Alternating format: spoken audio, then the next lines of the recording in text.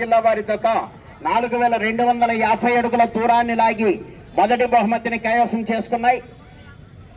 రెండవ బహుమతిని శ్రీ దుర్గా మల్లీశ్వర స్వామి ఆశీస్సులతో వల్లభనేని మోహన్ రావు గారు విజయవాడ, పద్మావతి ఉత్తమ్ కుమార్ రెడ్డి గారు కోదాడ శాసనసభ్యురాలు తెలంగాణ రాష్ట్రం వారి జత 4000 అడుగుల దూరాన్ని లాగి రెండవ బహుమతిని కైవసం చేసుకున్నాయి.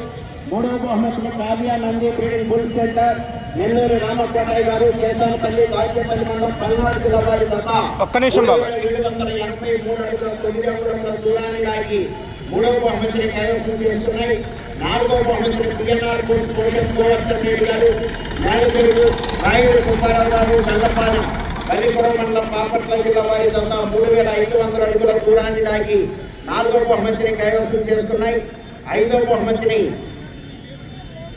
అల్లూరి పోలేరమ్మ తల్లి ఆశీస్సులతో కూతుర్ల దక్షిత్ రెడ్డి గారు, నిశాంత్ రెడ్డి గారు అక్కలరెడ్డిపల్లి గిద్దలూరు మండలం ప్రకాశం జిల్లా వారి జత 3380 అడుగుల 3 అంగుళముల దూరాన్ని లాగి ఐదవ బహుమతిని కైవసం చేసుకున్నాయి.